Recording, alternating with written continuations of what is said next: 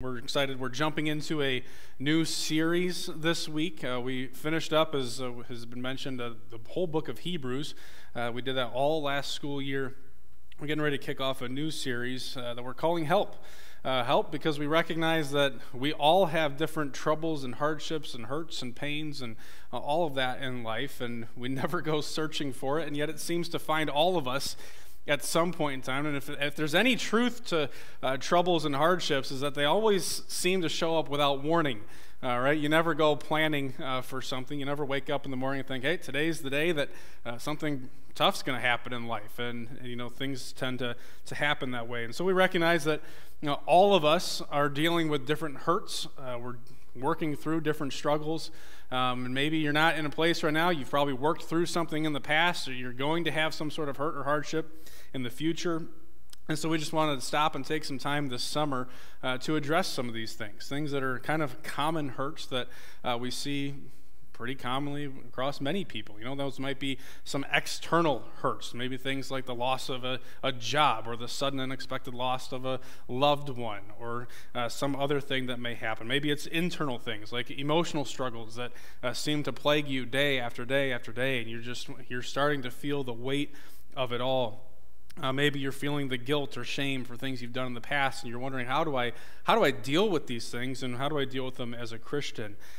So as we talk about these different topics throughout the summer, no doubt there's going to be some weeks where you're like, well, this one doesn't really apply that much to me. I've never really struggled with this. I'm not struggling with it right now. I don't know. And the temptation could be to check out a little bit. You're like, all right, I'm going to kind of disengage for this week's message, and I'll re-engage when the topic's a little more relevant. I'd encourage you to not do that, because while you may not struggle with something that we may talk about, chances are you know somebody who does, right? And so as much as this series is saying help, we want to look for God's help and God's hope in our hurts. We also want to stop and recognize that God uses us to help each other, right? So there may be opportunities that you'll have to be God's instrument of help to one another as we move forward through this. So just encourage you with that. As we talk about hurts and struggles, there's great opportunity here. We had a lady even yesterday that came by our church tent at the Shabbat Day Festival and just shared some of the hurts that she was dealing with. And we said, hey, we're going to talk about this stuff. And so we invited her to join. She might go to our El Camino campus, believe it or not. How cool is that?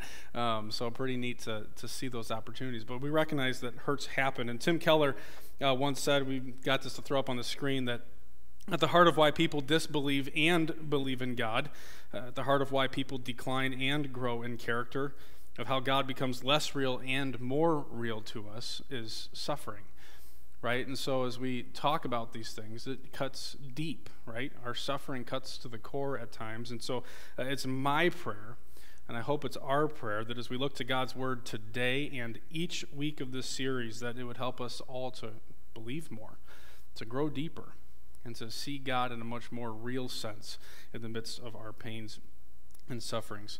Now, normally we'll preach through a book of the Bible like we did with Hebrews, and so that's how we typically do our sermon series for those of you who are newer with us. But this summer, with this series, we're going to be a little bit more topical, so we're not working through a particular book for now. We're going to pick up in one in the fall, but for this summer, we're going to kind of be jumping around a little bit. And so this morning, I want to invite you to open up to the book of 1 Peter with me, and starting in chapter 5, verse 6, is our text. Now, 1 Peter, for those of you who need a little bit of a refresher course on what's going on in 1 Peter, he's writing to some Christians who are suffering. Now, their sufferings are a little more particular to the realm of persecution, but I think that some of the truths that Peter encourages them to hold on to and the things that he encourages them to do help build a good foundation for suffering in general. So, as we look at this passage today, today's message is just an intro into this whole series, and so hopefully what we can do is just kind of build a solid foundation, build this foundation of truths that we can build on in the weeks to come as we address some topics a little more in depth. So starting in 1 Peter chapter 5, verse 6, this is what it says: "Humble yourselves, therefore, under the mighty hand of God, so that at the proper time he may exalt you, casting all your anxieties on him, because he cares for you. Be sober-minded, be watchful. Your adversary, the devil, prowls around like a roaring lion, seeking someone to devour. Resist him. Stand firm in your faith, knowing that the same kinds of suffering are being experienced by your brotherhood throughout the world. And after you've suffered a little while, the God of all grace, who has called you to his eternal glory in Christ, will himself restore, confirm, strengthen, and establish you. To him be the dominion forever and ever. Amen.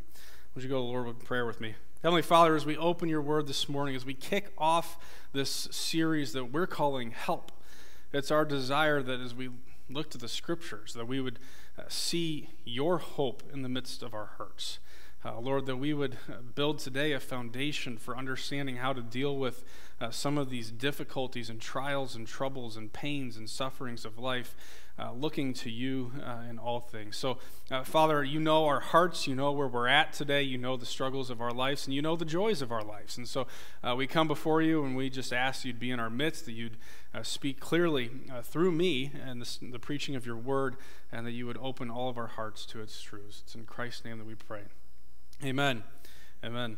Now, I got to be honest with you, it almost feels a little awkward to start a heavy series or, this weightier series of struggles when you look out the windows and it's bright and sunny outside, right? You're hitting this time of year where you're like, I'm starting to maybe feel a little bit better, and it doesn't look like things should be difficult. It looks like things should be happy. And I was thinking about it this week because I was like, man, it almost feels like a downer to start this up. But then I thought to myself, how realistic is that, though?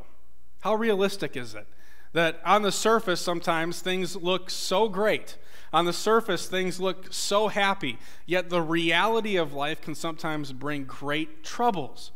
And so while the days may be sunny, you might even today be sitting here and be like, yeah, we're working through some heavy stuff. Doesn't matter what the weather looks like. Life happens no matter what. So what a great opportunity to come and kick off this whole series. But the reality of pain and suffering and hardships and hurt in life is that a lot of times it causes you to feel helpless and hopeless at times, doesn't it? When you're in the midst of that trial, aren't there days you're just like, how will this ever resolve? How will I ever get through? How will God work here? And you almost have a weight of hopelessness, helplessness that just comes over you, and it can be oppressing at times. But sometimes some of the deepest struggles that we face in life, they come from outside of our control. I think we've probably learned that this past year, haven't we? Whatever control or we thought we had on the reins of life, all of a sudden we realized we didn't really have, right? And so that can make you feel just hopeless. I can't control it, so what good is that? I just throw my arms up, and I think of that old song. It's not that old. It was like Carrie Underwood, like, Jesus, just take the wheel, right? And you're like, all right, what difference does it make? Because I can't do anything about it anyways. Hopeless, helpless, and it can be a burden. But I believe that God's word has different hopes for us. Now, the reality is that with some of our pain and sufferings, we do have some control over it. Sometimes we bring pain and suffering on ourselves, right? Sometimes we do things and we screw up. We're human, we're sinners, and sometimes those very decisions can cause us some pain in life. It comes as a consequence of our sins, and other times it's other things that influence our lives altogether. And so as we talk about these things, I want to stop and say, hey, I recognize the realities of hurt. I recognize that there may be pains in your life that you have no control over whatsoever. I recognize there may be pains in your life that you're dealing with. You recognize that you've brought this on yourself in some ways. And that brings its own kind of weight to it. But as we look into 1 Peter today, I believe that there's hope.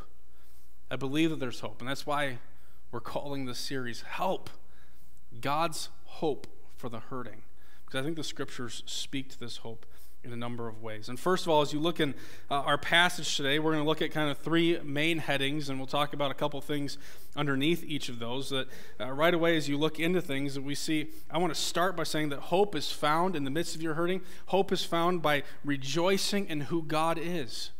Hope is found in rejoicing about who God is. See, apart from there being a God and God being who he is, there wouldn't be much hope in your hurt, would there? But I love how Peter right away starts off by recognizing who God is. And throughout these short verses, he's going to highlight a few different things that say, hey, look at the God that we serve. And right away, as we look to this situation that they're living in, recognizing that when we talked about in the book of Hebrews, those people who were struggling in their life, coming under likely some persecution under Nero's rule, that was an absolute reality for these Christians that he's talking about. Nero, blaming the Christians for the fires that destroyed Rome, bringing upon all this persecution, this hatred of this whole group of people, just because they claimed the name of Christ. And so under this man's rule, where these people are suffering so much, Peter stops and says, guys, it is not hopeless. There's a great deal of hope here. And he starts out in verse 6 by saying, look at the mighty hand of God.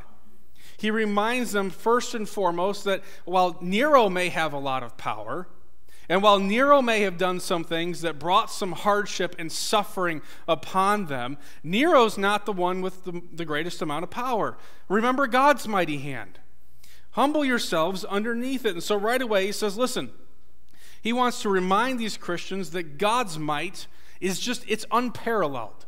God's might is unparalleled. And it's so important for us to remember that same truth in the midst of our hurts, in the midst of our sufferings. Because isn't it true that when we face those hardships in life, sometimes the first thing that we start to question is who God is and what he's capable of doing?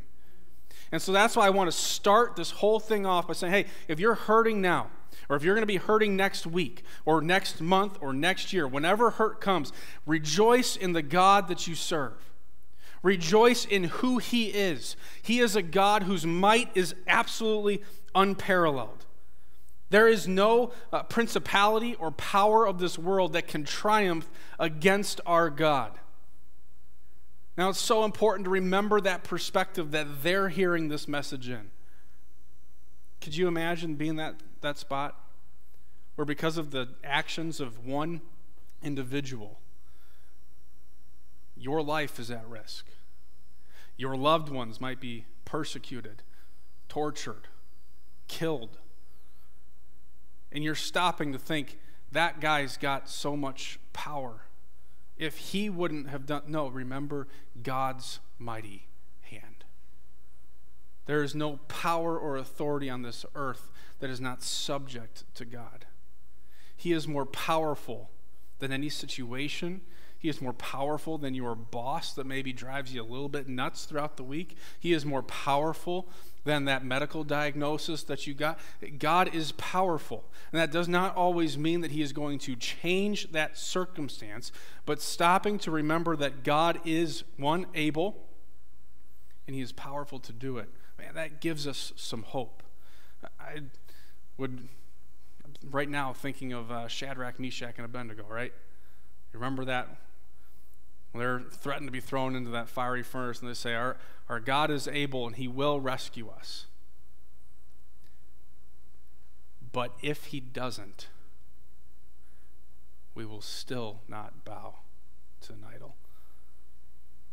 God is able to, in this moment, he is able, he is powerful enough to eradicate all of your troubles. He could do it. Does that mean he will? No. And even if he doesn't, will you stand there and say, even if God doesn't change my sufferings, I know that he's still good, and I will still worship him, I will still love him, and I will still obey him. God's might is absolutely unparalleled. And then he goes on in verse 7, continuing to highlight who God is. He says, not only is God mighty, but this mighty God cares for you. That second part of verse 7, you see it in there, casting your anxieties on him because he cares for you. See, and sometimes in life we come and we think that, hey, you know what, God's care for me is so conditional, because that's how we interact with each other, isn't it? Our care and love and relationships with each other are oftentimes so conditional. Well, they were mean to me, they stabbed me in the back, so now there's consequences to our relationship. We're not really buddy-buddy anymore. There's division here. We've got some hardship. You've been wronged, you wronged someone else. We recognize there's consequences. But God's care for you is unconditional care. And that means a couple of things. Number one, his unconditional care means that there's nothing that you can do to earn his care. But on the flip side of that coin, that means there's nothing that you can do to jeopardize his care. So maybe you're here and you have screwed up today. And you're like, man, I got this weight, and we're going to talk about guilt and being ashamed and stuff throughout the series. You know, God's care is not dependent on your actions. There's hope in that. There's hope in that. If you're a parent, think about your love for your kids. You know they screw up. Do you still care about them? Absolutely. Absolutely you do. And God is no different. And I love this picture here. If you zoomed down into verse 10 a little bit. Down in verse 10, you'll notice it says, after you've suffered a little while, the God of all grace, who what? Who just welcomed you when you decided to come running to him? The God of all grace who puts up with you despite your shortcomings, despite your sufferings? No, it says the God of all grace who has called you to his eternal glory in Christ. Now, isn't that's such a fascinating truth? God has called you. That means despite whatever you're bringing to the table, he said, hey, I'm calling you to my glory. We know we didn't deserve that. But think of the glory of Christ. How could we deserve the glory of Christ?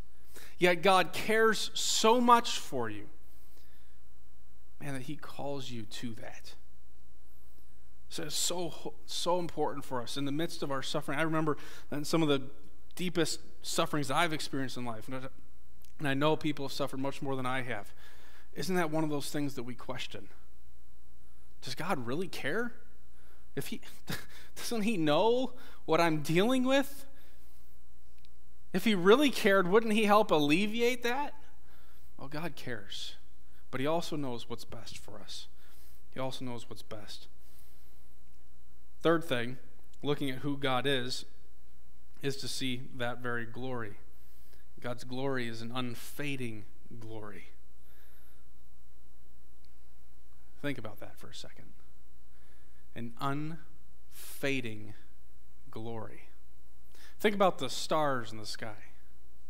They're beautiful, aren't they? This spring we got to go out to the mountains out west, and one night I got to go out where there was zero light pollution. Stood out there and watched the sun set, and guess what started popping up all over the sky? All these stars. And it was beautiful.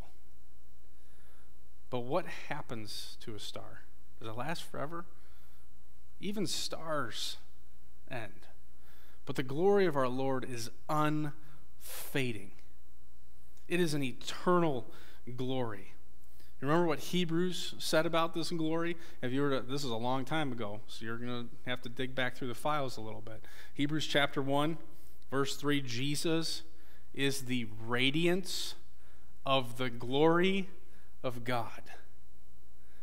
We're not just talking about God's glory in the sense of his worship and praise. We're talking about, in essence, who God is, his glory.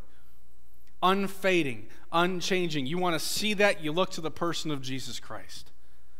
And so in the midst of our pain and suffering, isn't there always that little temptation, at least, to look to something else, to look somewhere else instead of to Jesus? But you want to be reminded of the glorious God that we serve. That's the first place you got to go. Go to Jesus. He's the radiance of the glory of God. Jesus said, if you've seen me, you've seen the Father. Jesus is glorious. God is glorious, and his glory is never ending. It's so important to remember these things, isn't it? Think about those pains in your life. Remember these truths. Fourth, God's rule is unending. This doxology in verse 11, to him be the dominion forever and ever. Amen. To him be the dominion forever and ever. Amen. This is very similar to God's might. But we need to also remember God's rule. Not only is he mighty, but he executes his rule forever. Forever. There is no rule above him. No authority rises above God. He doesn't answer to anybody. All the authority in the church answers to God's dominion. All the authority in our local communities, in our state, in our nation, and all the nations of the world answer to God's dominion. All the authority at your workplace answers to God's dominion. Do you get the train here? All authority answers to God's dominion. Foreign powers and everything, and his dominion will last forever and ever and ever. Any history buffs in here? People who like history? Isn't it kind of interesting how you'll learn throughout history, you see all these world powers rise up, and they just kind of take everything over, and they're ruling the world, and then what happens to them in some time? They fall, right? And so we look at these world powers at times, and you know what? Let's call it how it is. Our nation's been a world power. Is that going to last forever? No. We can look into all the powers of the world, no matter how great they are, they will fall. But God's dominion, unending, forever and ever and ever and ever. So I don't care, look back 1,000 years, 2,000 years, God's dominion. Look ahead 1,000 years. Who knows what the world's going to be like? But God's dominion will reign forever and ever and ever. And that should give us a little bit of hope in the midst of our sufferings, especially at times if those sufferings come at the hands of others. God still reigns. God still rules. So I can trust him. I may not have the full picture, but I can trust the Lord. We have to remember these things when we meet these moments of suffering. When you're in these moments of hurt, stop and rejoice in the God that you serve. Don't follow that temptation to turn away from him. Turn to him. Remind yourself of who he is in the midst of your hurt. And these things alone, if we stopped right here, that should give you some hope in the midst of your hurt. But there's still some more. There's this component of remembering who God is, but then Peter gets a little practical with us as well. And so, secondly, in view of who God is, we should humble ourselves. Right away in verse 6, you see that? Our passage starts, humble yourselves under the mighty hand of God. Now, in our times of suffering, doesn't this seem like it would be the opposite of what the world would advise us to do? Don't humble yourself. Now is the time to dig deep within yourself. Now is the time to reassure yourself of just how great you really are. You know, speak all these powerful truths over you. You get all these different perspectives on things. And you know what? Peter says, no, humble yourselves, therefore, under the mighty hand of God. You're going to find yourself being persecuted. You're going to find yourself suffering in any way, shape, or form. Humble yourself under the mighty hand of God. Now that's so important for us.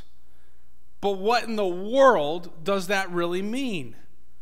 Does that mean you just get all like passive and cowardly back? No. But I think Peter helps give us a little bit of context here.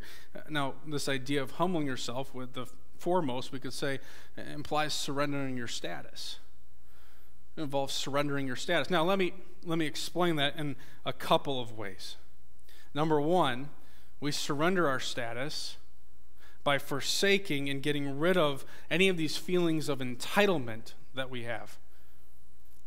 Right? Because when we're suffering, isn't that I don't deserve this. I'm a good person.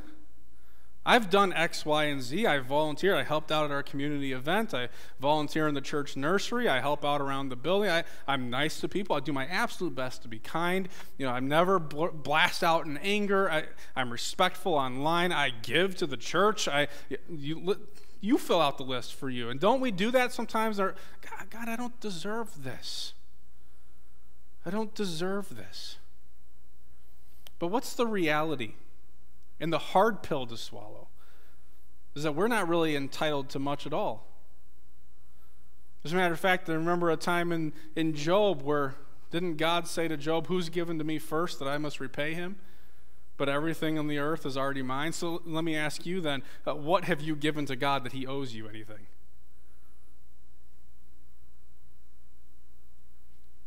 Crickets. Nothing. Right? Yet, this seed of pride, this seed of selfishness can at times grow up within us. And it's in those moments that we got to stop and say, whoa, whoa, whoa, whoa, whoa. I don't deserve all the pleasures and glories of this world. Listen, God didn't call you to these glories. He called you to his eternal glory in Christ. So check our perspectives. Check our perspective. So humbling ourselves, number one, we need to get rid of this idea, surrender this status of entitlement that somehow, for some reason, God owes me something in this life. That's just not the case. But number two, surrendering your status also kind of involves this idea of recognizing that you don't have the power always to deal with your sufferings, to change your circumstances. And the more that we think that we can and we do, we look where for hope? In yourself? How's that going for you? But if you surrender your status and say, hey, listen, yeah, this is above my pay grade. Sometimes the most freeing thing in life is to be like, that's above my pay grade. Someone else's problem, isn't it? Go to God. Everything's within his pay grade. He will never say, that's above my pay grade. But we ought to say that an awful lot. We ought to humble ourselves and recognize, hey, you know what? At the end of the day, I don't have a whole lot to bring to this table, but I'm willing to trust and obey. I'm willing to follow. I'm willing to step back and hold my arms wide open and say, Lord, I don't know, but I know you do, and I know you can, so I'll follow. So number one, humble yourselves. And then, as you get into verse 7, humbling yourself looks an awful lot like casting all your anxieties on him, doesn't it? Or depending on what translation you're looking at, your cares on him. Now, for some of us, this comes a lot easier than for others. And I shared in our small group this week that this is one thing that's very difficult for your pastor to do. I don't like to put my burdens on other people. So I struggle to cast my burdens on others, to cast my cares on others. And then I translate that to the Lord at times. But God's got bigger things to deal with than my little issues, right? Do you ever feel that way? And then you remember, wait, oh yeah, his might's unparalleled. And you're like, okay, remember who God is. But I feel that way at times. And perhaps you do at times too. God doesn't need to deal with this right now. I can handle it. I'm going to do whatever I can to handle the solution until I've exhausted all my resources. Then I'll go to God. Time out. Casting all your cares on him. All of them. You notice he doesn't say cast all your major cares on him. Cast all your complicated cares on him. Cast all your financial cares on him. Cast all your relational cares on him. Cast all of them, big, small, and everywhere in between. Cast them all on God, because we look at each other like needy people. There's someone that maybe you think of right now that you're like, I know a needy person. It's like every time I talk to them, they need something. And we have this like negative feeling towards that, don't we? And that's built within most of us, this idea of like, let me carry my own burdens because I don't want to be that needy person. Well, the Lord said, hey, there's no needy person. He created us as needy people. We need everything. He's the only one who doesn't need anything. So he knows your nature is needy. So he doesn't look at you and say, oh, here comes Jeremy again. What a needy guy. If only he would become a little more independent. That would make my life a lot easier.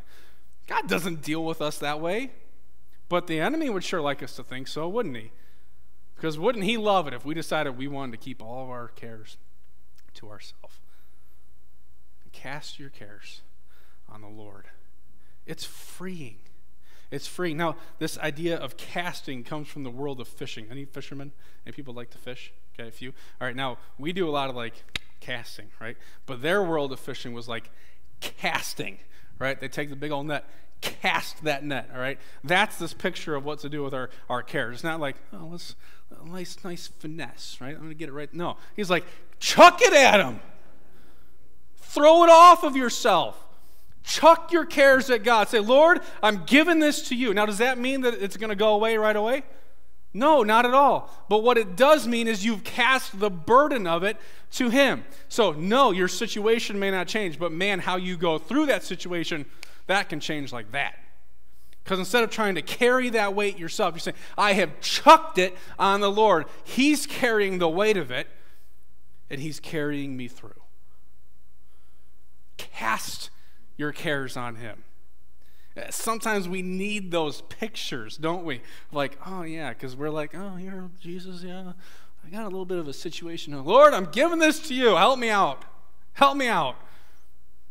Just come before. He has promised to help us. How many times did we talk about that in Hebrews? That he, because of what Jesus has done, offers us grace to help in our time of need. If we would go to him, he loves to see us come to my dear mom. I'm 28 years old, and she loves when I call her with problems because she gets to be mom, right? She still likes that. Now, some things she'll be like, dude, you're 28. That's where the analogy kind of breaks down a little bit. But I think God likes being God. I think he likes it when we come to him and say, Lord, I need your help. I need your help. Here's a concern that I have. So do that. Cast your concerns on the Lord. There's so much freedom in that. And there's so much hope. Because right in those times of hurt, when we can say, hey, I'm going to take this load off myself and give it to the Lord, at least I can breathe again. I can breathe. This is going to be, God's got it now. Yeah, you should feel a little like crumbling when you're carrying it yourself, but not when God does. But then Peter also tells us that part of humbling ourselves involves trusting in God's timing. Because when those sufferings come and you're dealing with hurt, whether it's a long term, a short term, whatever it is, man, we want it gone. But he says, listen, trust in God's timing. Now, remember their context, being persecuted for their faith. Humble yourself in the mighty hand of God, verse 6, so that at the proper time he may exalt you. Zoom down to verse 10. After you have suffered a little while, he will restore, confirm, strengthen, and establish you. We need to learn that part of humbling ourselves is saying, Lord, it's in your hands. That means it's in your timing. Yeah, sure, I'd love it done, dealt with, and gone today. But you know better. You know best. So I'm going to trust in your timing. Because, let's be honest, you don't know all of the strings that God's pulling right now. You don't know the connections that he's preparing for you. You don't know how he's using your pain now to minister to other people in the present or in the future. You don't know how God's going to make this all work. This week, youth group at Sugar Grove, we talked with the youth group kids about the story of Joseph. You remember how that story ends? So all these things happen to Joseph, right? All these terrible, just cruel things. And at the end of it all, his brothers get all worried. Man, he's going to take revenge on us now. The dad's dead. And they go to him. And what's Joseph's response? He's like, what you guys meant for evil, God meant for good. So that now that's years of Joseph's life. That wasn't like a few weeks and a couple months. Years of his life. And do you think he understood exactly all that was going to take place and how that was all going to work itself out throughout every single year and every single stage? Now he's thrown in prison. Dude forgot about me. We don't know everything that God's working together. So we say, Lord, I'm going to trust your timing because I know that it's best. And I know that maybe it's I need more time in this suffering to grow. I've not learned my lessons yet. You've not stretched me yet. You've not refined me to the place that you want me to be yet. So I will trust in your timing in the midst of it. There's so much to cherish in these things. Because sometimes as we suffer for a while, it changes our affections in life. It reminds us that, hey, you know what? Despite everything I want now, it means I've got to look to the Lord. I love Paul's perspective in 2 Corinthians 4:16 through 18. He says, so we do not lose heart. Though our outer self is wasting away, our inner self is being renewed day by day. For this light, momentary affliction is preparing for us an eternal weight of glory beyond all comparison, as we look not to the things that are seen, but to the things that are unseen. For the things that are seen are transient, but the things that are unseen are eternal. It helps adjust our affections. So keep your eyes fixed on heaven. Keep your eyes fixed on the eternal glory of Christ, not the momentary struggles. There will come a time for all of us, and I promise you this, where you will not suffer anymore if you are in Christ. I mean, you may suffer for every day of your life on this earth, but there is coming a time when you won't. And the glories in eternity will not compare to whatever trouble, suffering, or hardship you face now. So don't give up your hope. Don't give up your confidence, but stick with it. And then lastly, I want to close with some thoughts on this. In the middle of our passage, Peter talks about engaging the enemy. I think there's some truth to this when we are facing our hardships in life, that if we're going to find some hope, we got to engage in the fight. You know, if you want to sit back and just get beat up, there's not a whole lot of hope there, but step in and fight. Now, I don't want to jump to a place of like hyper-spiritualizing every pain and suffering in life. I mean, like every suffering that you face is the devil attacking you over and over. That may not always be the case, but certainly there is a war that is going on, waging for your soul. And you have an enemy who would love nothing more than to see you destroyed. And he'll do whatever to get there. I think of Job and how he used how many different kinds of suffering and hardship to try to get Job to crumble. You've got a target on your back, and he wants to take you down. He wants to take you down. Now, I remember when I played basketball in high school, because our team was decent, before every game, our coach would say, do not underestimate your opponent. We could have won most of the games we played. Don't underestimate your opponent, because when they got their schedule at the beginning of the year, they circled this game. You're the team to beat.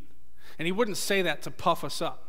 He said that because he realized and recognized that if we didn't take the game seriously, that we might get surprised and get upset by somebody. You have all the power and the authority within you in Christ. Yet the scriptures tell us how many times to engage in the spiritual battle. Peter, I think, reminds us of it here because, hey, he recognizes that we could sleep at the wheel.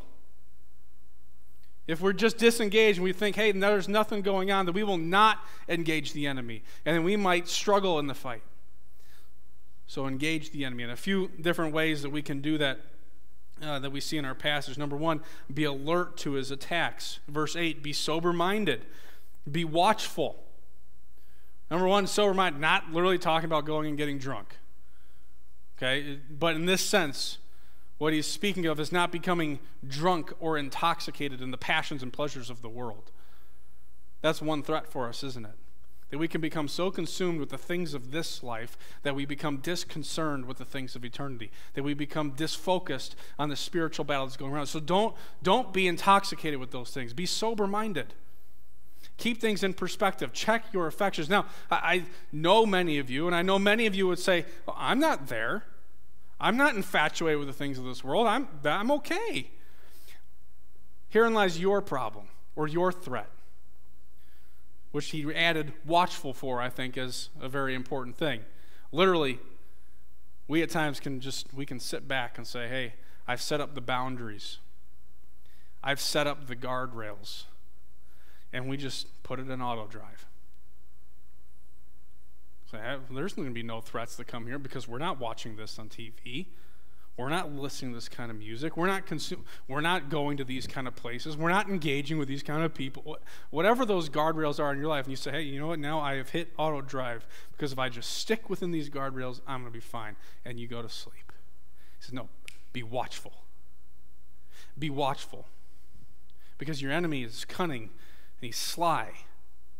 And he'll find whatever a little crack he can get through to make an attack. So keep an eye out. All of us need to do this. Again, you got to take this with, I'm trying to not let it be like this whole hyper-spiritualize every single little detail of life, but it is, isn't it? In some level, that we cannot separate the spiritual from the secular, the sacred from the secular. Our lives are all together to worship the Lord, every component of it. So let us be watchful for his attacks.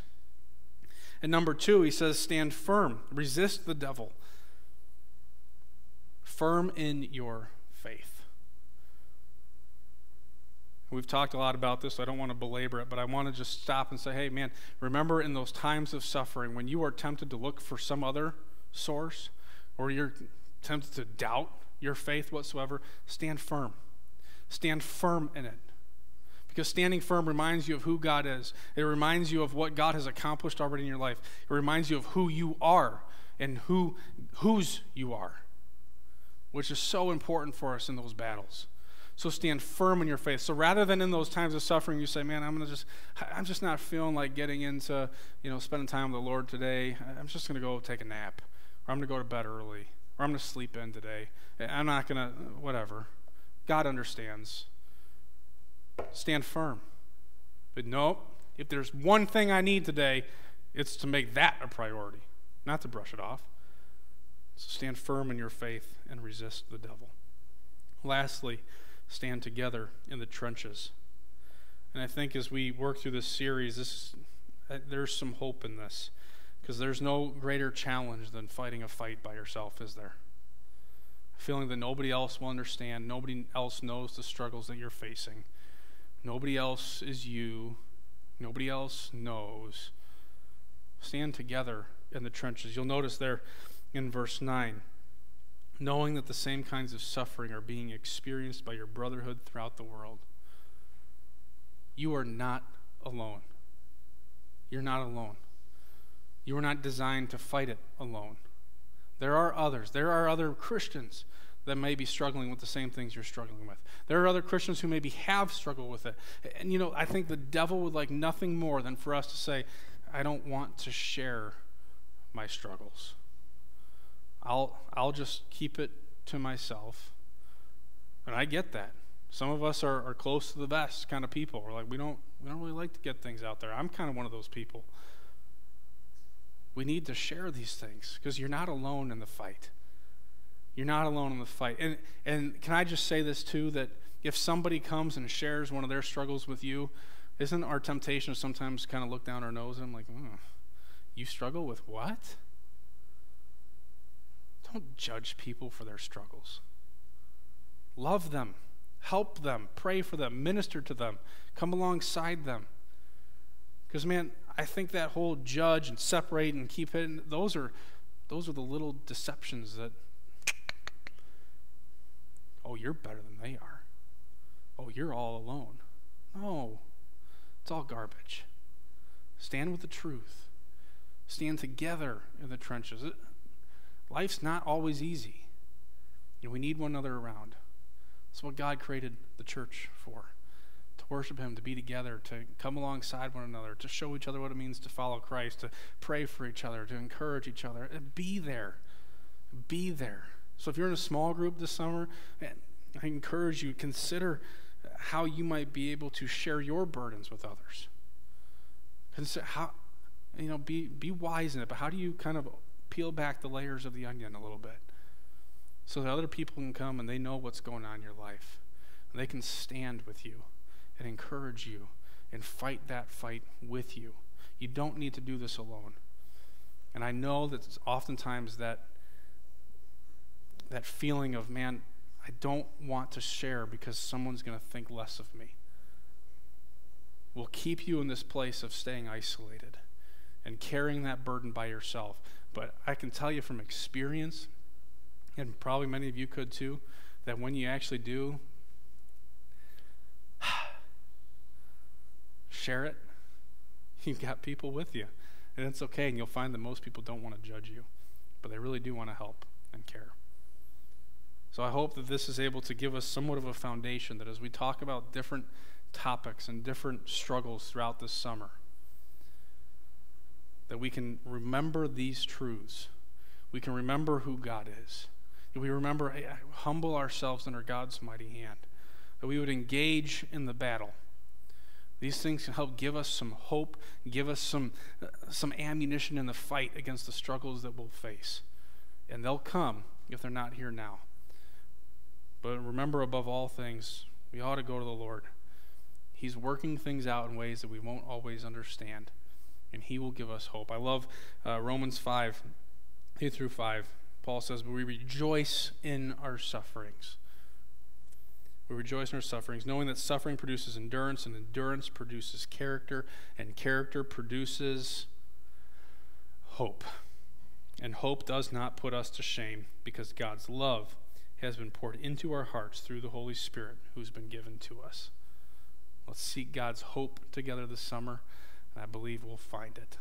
And then let's rejoice in what God's put before us.